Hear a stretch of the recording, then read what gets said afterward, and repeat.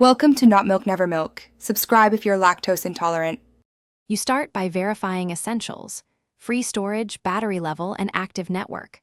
Once done, open Settings and go straight to Apps. Find Google Play Services, then tap Permissions. You want storage and location allowed? These are common failure points.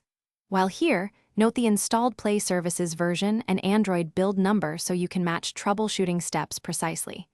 This avoids wasted resets later. Make sure you're on a stable Wi-Fi or cellular connection before continuing to deeper fixes.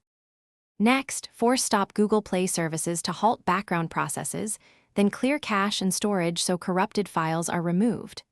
Once cleared, open Google Play Store and update both Google Play Services and Google Play Store. Updates often resolve incompatibilities. If updates won't install or errors persist, uninstall Play Services updates to revert to factory version, then reboot.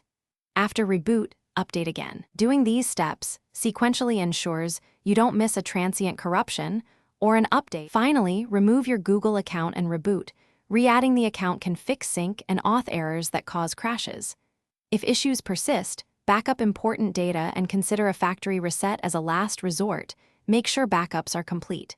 Before resetting, boot into safe mode to see if a third-party app conflicts with Play Services. If safe mode stops the crashes, uninstall recent apps. If none of this works, contact your device manufacturer or Google support with the Play Services version and log details. Thanks for watching. If this was helpful, leave a like and consider subscribing. See you next time.